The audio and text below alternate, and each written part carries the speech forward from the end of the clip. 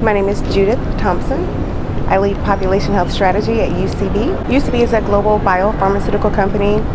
We've been around for a little over 90 years with a rich heritage in neurology. A little bit more recently, we have entered into the rare disease space, specifically for rare neuromuscular diseases.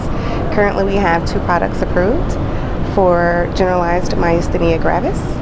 My work is centered around understanding the health disparities of people living with generalized myasthenia gravis and working collaboratively to address those health disparities. So we do have some of our more recent data regarding our products that has been made available here at the AANEM conference, and we also have 2 posters specifically around social determinants of health and their association with medical unmet needs in generalized myasthenia gravis. So the social determinants of health are the conditions in which people live, work, and play.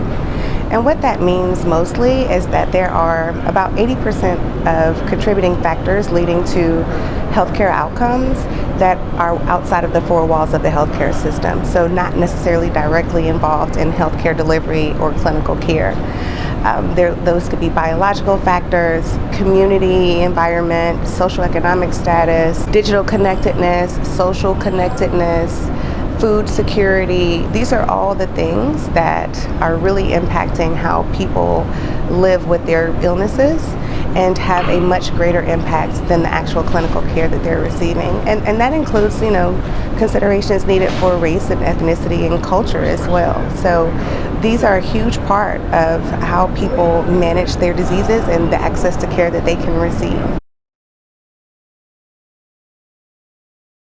There are some social determinants that may be contributing greater to certain therapeutic areas than others. There are some social determinants that are specific to geographic areas. So in rural areas versus urban areas, the social determinants that are more prevalent or more impactful may differ. I think what's meaningful is that these social determinants are intertwined. And so it's rare that you're going to have a single social determinant of health that's going to greatly impact someone's wellness or health outcomes. Most times they are compounded. There are several risk factors that are impacting one's life and one's health outcomes. So we've done some amazing work on measuring social determinants, and we can use readily available data. There's a lot of data that's gathered by the census, the American Community Survey. There are also companies that provide proprietary data where they aggregate social determinants from raw data elements of public health records or records that they can retrieve from the IRS or from credit card companies about your spending habits, food deserts, or the location of fast food restaurants, the concentration of fast food versus healthy food options. There's credit reporting agencies. There's a lot of raw data that can be collected and aggregated to create domains of social risk. There are companies that provide proprietary databases that aggregate levels of social risk based on geography and sometimes in even smaller geographic areas. Coupled with medical claims data, we have been able to use that data, cross-link it, and identify social determinants of health that are meaningful in generalized myasthenia gravis on both the national and state level. And we're actively looking at more granular level data as well as additional dimensions of diversity that can actually be impacting patients' lives living with MG. It is 100% important that social determinants are shared with physicians.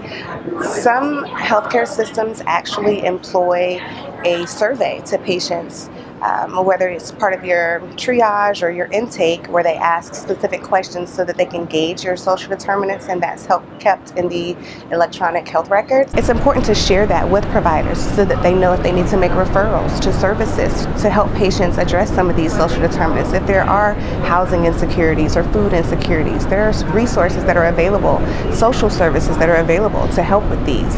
If there are financial issues that are making patients delay care or delay treatment because they're concerned about the cost, there are resources that are available. And so if providers aren't aware of the risks patients are facing, they can't make the appropriate recommendations or referrals to help them. But almost equally important, I think it's important to share with patients about social determinants because they may not really understand the impact of their living conditions on their on their wellness, on their health outcomes. If I don't know what I eat or how I eat or where I choose to buy my groceries, what I feed my family is impacting my health or my family's health, I can't do anything about it. So not only do we need to share that with providers, patients also need to be made aware of how impactful it is of the communities in which they live, work, and play, and how it can play a part on their overall health and well-being. We do share information with physicians in one-on-one engagements. So we have a medical outcomes liaison in rare disease that actually identifies providers as well as advocacy groups and nonprofits, healthcare system, C-suites. So if they have a population health role, a quality role within the healthcare system, we have a field-based role as a medical outcomes liaison who actually engages one-on-one or one to small group to share out some of the data that we have available around social determinants of health. Additionally, we publish our data. As soon as we have data available that's meaningful to the providers in public domain, the MG community, we like to release it immediately in abstracts, posters, manuscript. Aside from the posters that we have available at this conference, we've shared this data at other conferences as well in poster form and are currently working on manuscripts. So between one-on-one engagement and scientific communications via posters and abstracts and manuscripts, we are trying to share as much as we can about what we're learning through quantitative analyses and qualitative analyses where we're taking information directly from people living with MG, with generalized myasthenia gravis and their families about the challenges that they're facing and how social determinants of health may be impacting their journey to diagnosis or their journey to optimal treatment and care. One thing I would like every physician to know caring for generalized myasthenia gravis patients is that we can do a lot of quantitative analyses that help us understand how social determinants are impacting the outcomes of people living with GMG. But the patients are providing insights to us that directly align with social determinants of health.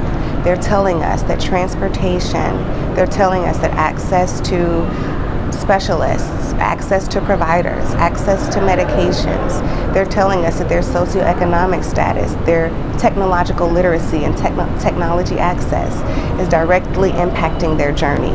It is leading to them being misdiagnosed, being bounced around to different non-specialists because of the variety of symptoms that they have, as well as leading to them being subject to delayed diagnoses.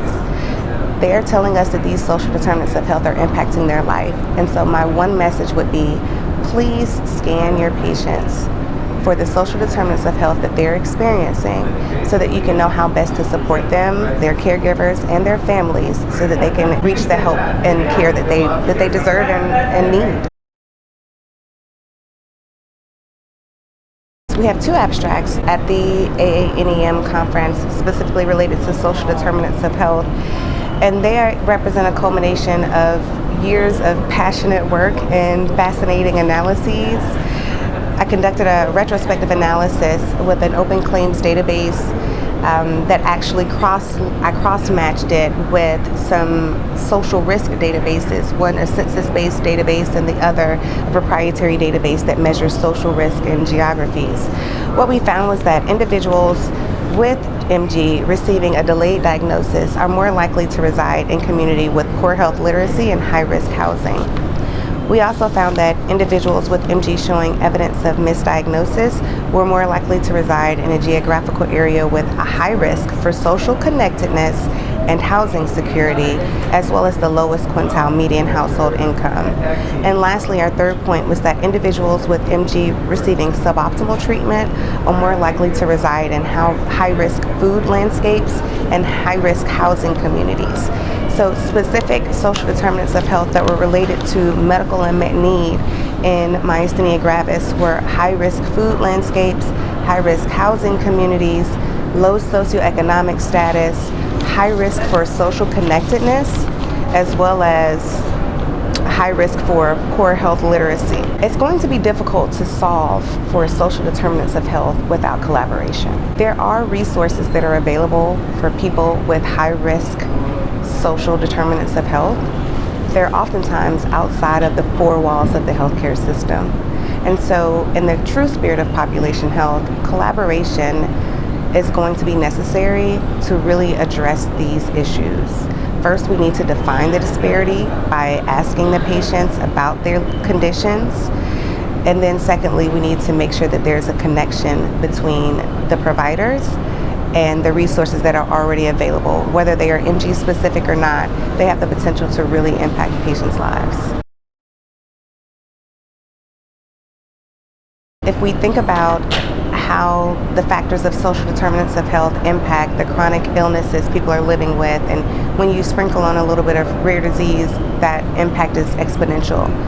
But if you then, in other dimensions of diversity, talk about cultural humility that's needed to care for our diverse population here in the United States, specifically for certain communities where there's, a huge diversity within the patient populations, providers have to make sure that they have welcoming and inviting environments, that they are connecting with those patients in an already difficult disease to manage and in an already difficult healthcare system to navigate.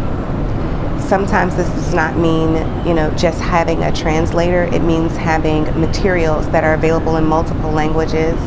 It means having front desk personnel or other personnel that can help with addressing some of these social determinants through social services.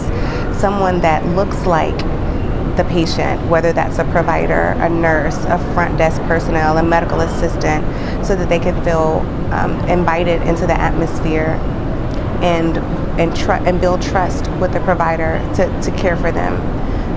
Those are really important factors that have to be considered with a diverse population.